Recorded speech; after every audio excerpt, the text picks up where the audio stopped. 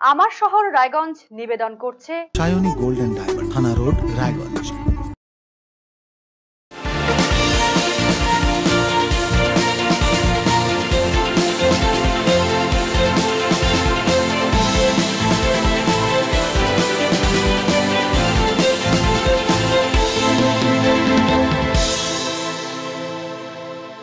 নমস্কার, দেখছেন আরসিটিভি সংবাদ আমার শহর রায়গঞ্জ নিয়ে আপনাদের সঙ্গে আমি রিজু। প্রথমে যে খবর দিকে চোখ রাখবো, রায়গঞ্জ শহরে দেবীনগর এলাকায় ডিভাইডারের জেরে চরম সমস্যায় রায়গঞ্জের সাধারণ মানুষ। একদিকে রাস্তা সংকীর্ণ, তার উপরে ডিভাইডার থাকায় ঘটছে পথ দুর্ঘটনা, সেই সঙ্গে তীব্র যানজট তৈরি হচ্ছে রাস্তার উপরে। এ বিষয়ে ব্যবস্থা নেওয়ার আশ্বাস দিয়েছেন পৌর প্রশাসক সন্দীপ বিশ্বাস। গাড়ি সব বন্ধ হয়ে গেছে, যায় না। একটা গাড়ি যদি কোনো কারণে দাঁড়ায়, পিছন দিকে প্যাঁ প্যাঁ করে, বাধ্য হয়ে লোক গাড়িটা চলে যায়। কোনো লোক ঠিক মতো দাঁড়াতে পারে না। হ্যাঁ, একটা টোটো দাঁড়াতে পারে না, একটা মোটরসাইকেল ঠিক মতো পাশ হতে পারে না। যে কোনো জায়গায় যেমন সব সকালে এখানে state bus, public bus, Malda doctor দেখানো অনেক সুবিধা ছিল, কিন্তু এখন তো সেটা নেই। এখন শুধু এই রাস্তাতে টোটো চলে।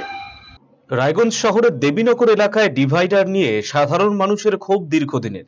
এই এলাকার প্রধান রাস্তার উপর দীর্ঘদিন আগে রায়গঞ্জ পৌরসভার পক্ষ থেকে তৈরি করা হয়েছিল ডিভাইডার।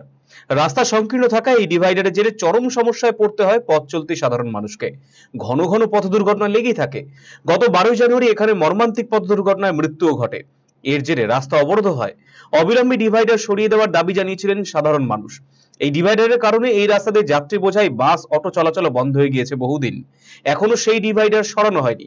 অবিলম্বে এই বিষয়ে পদক্ষেপ গ্রহণের দাবি জানিয়েছেন এলাকার সাধারণ মানুষ। এই রাস্তাটা কি চওড়া নেই? না, যা আছে এটুকু পর্যন্তই। এটা যদি খুব একটা মাঝখান দিয়ে চিকন করে কিছু করতো তাহলে মনে ভালো হতো। আমরা শুনেছি এখানে নাকি প্রায়শই অ্যাক্সিডেন্ট হয়ে গেছে, আর প্রাণও গেছে একটা। আচ্ছা, কি হয়েছে একটু বলেন। বলতো রাত্রেবেলা আসছিল, তাতে অ্যাক্সিডেন্ট হয়ে এরকম অ্যাক্সিডেন্ট কি 100 জনের মধ্যে 100 জনই বলতেছে এটা ভেঙে দিলেই ভালো হয়। এখন পৌরসভা কি করবে সেটা পৌরসভা মনে করবে।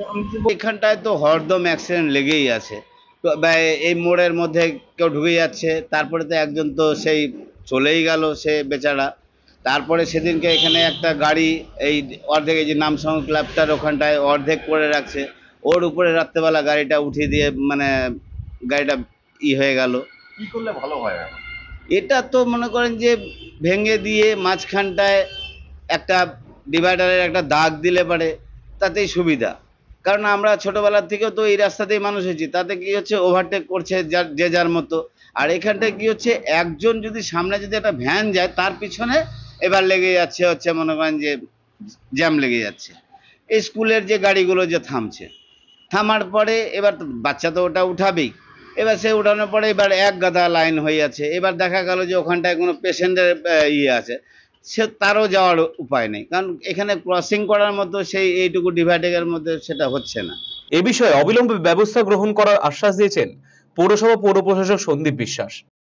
বড় করে হলেও যদি ডিভাইডার তৈরি করে দেওয়া যায় তো মানুষ উপকৃত হবে। একমুখী রাস্তা হলে অ্যাক্সিডেন্ট কমবে, দেখতে ভালো লাগবে, সৌন্দর্যায়ন হবে। এই সমস্ত কিছুকে মাথায় রেখে আমরা একমুখী রাস্তা নির্মাণ করেছিলাম, অর্থাৎ ডিভাইডার দিয়েছিলাম, কিন্তু দেখা গেল যে সেটা সাকসেস হচ্ছে না। সেজন্য মাননীয় বিধায়ক কৃষ্ণ কল্যাণী মহাশয় তিনিও আমাদের কাছে অনুরোধ করলেন, এলাকার নাগরিকরা ওনাকেও অনুরোধ জানিয়েছেন এ বিষয়ে পর্যালোচনা করতে। আমরা এ বিষয়ে দেবীনগর কালীবাড়িতে আমাদের ওই এলাকার 4টি ওয়ার্ডকে নিয়ে, 4টি ওয়ার্ডের মানুষ মূলত এফেক্টেড হচ্ছে।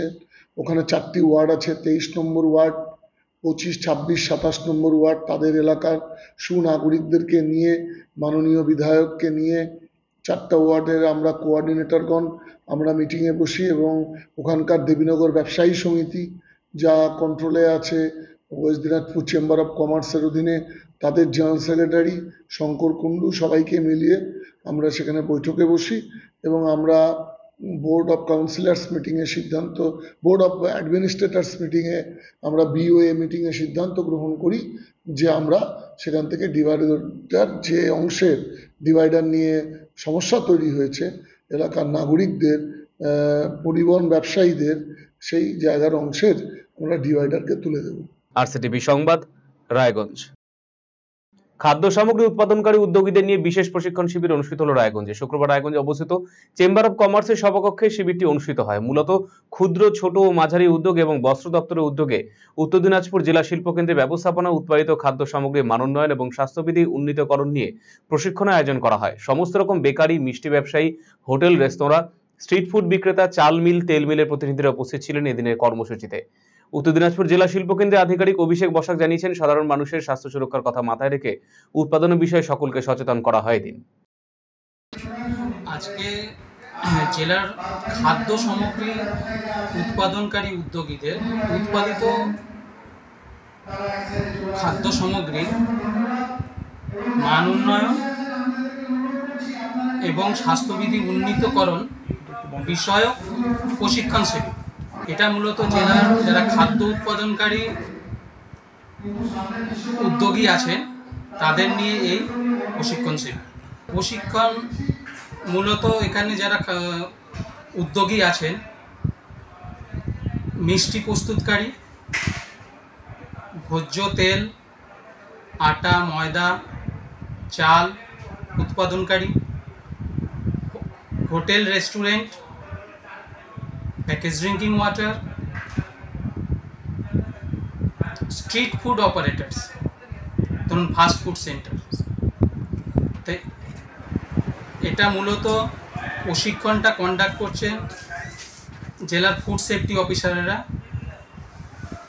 এরা মূলত প্রশিক্ষণ দেবেন কিভাবে এই উদ্যোগীরা তাদের উৎপাদিত সামগ্রী as per guidelines of food safety and standards authority of ইন্ডিয়ার অনুযায়ী তার মান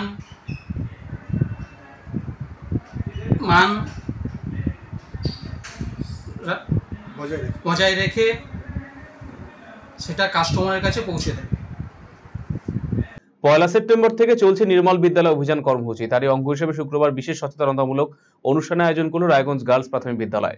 এদিন এই স্কুলে পড়ুয়ারা একত্রিত হয়ে স্বচ্ছতার পাঠ গ্রহণ করে। একই সঙ্গে শহরবাসীকে স্বচ্ছতা বজায় রাখার জন্য আহ্বান জানানো হয়। স্কুলের ভারপ্রাপ্ত প্রধান শিক্ষক গৌরাঙ্গ চৌহান জানিয়েছে, নির্মল বিদ্যালয় অভিযানের অঙ্গ হিসেবে কর্মসূচি চলছে। এর মধ্যে দিয়ে প্লাস্টিক বর্জন, গরমের থেকে বাঁচতে বৃক্ষরোপণ, ডেঙ্গু রুখতে নানান সচেতনতা অবলম্বনের বিষয়ে সচেতন করা হয় সকলকে। আজকে ছাত্রছাত্রীদের নিয়ে আমরা সমাজ সচেতনামূলক বার্তা আমাদের নির্মল বিদ্যালয় অভিযানের পাক্ষিক অভিযানের একটা বার্তা দিলাম। তাদের মধ্যে ছাত্রছাত্রীরা মেসেজ দিল সমাজকে, রায়গঞ্জ শহরকে প্লাস্টিক মুক্ত রাখার জন্য এবং গরম থেকে বাঁচার জন্য বেশি করে গাছ লাগাবে। ছাত্রছাত্রীরাও যেমন লাগাবে, সাধারণ মানুষও যাতে লাগায় এবং তার পাশাপাশি এখন বর্ষাকালের সময় ডেঙ্গু মশাতে অনেকজন ছাত্রছাত্রীরা বিভিন্ন জায়গায় আমরা খবর পাচ্ছি যে মারা যাচ্ছে।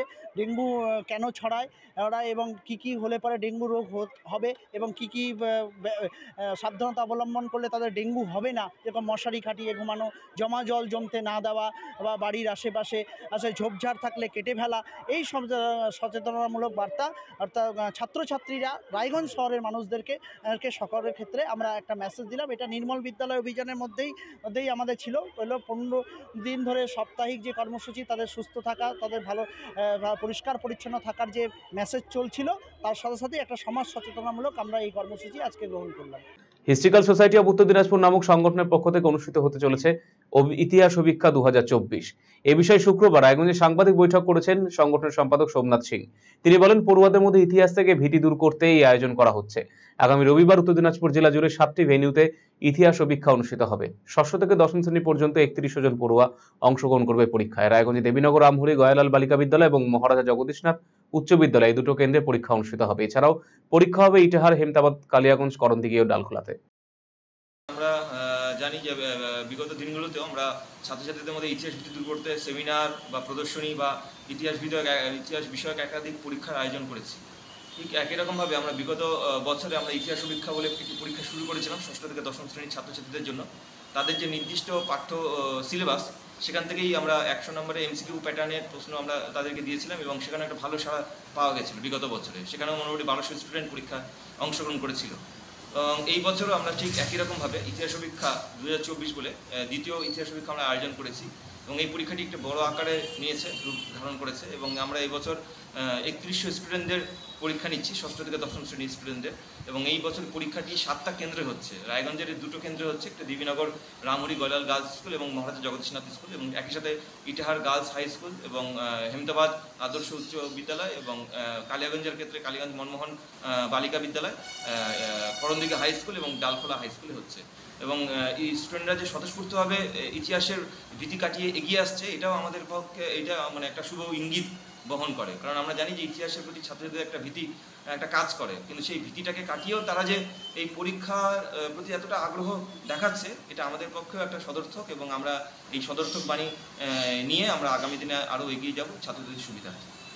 মানে আমাদের অ্যাকচুয়ালি স্কুলে যেভাবে হয়, স্কুলে ওদের এমসিকিউ, এসসিকিউ এবং রচনাধর্মী প্রশ্ন বা বড় প্রশ্নেরও ওদেরকে উত্তর দিতে হয়।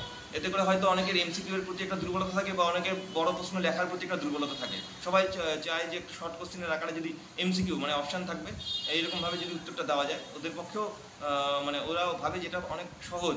আমার শহর রায়গঞ্জ এখনকার মতো এ পর্যন্ত। অন্যান্য সমস্ত খবরের জন্য চোখ রাখুন আরসিটিভি সংবাদে। নমস্কার।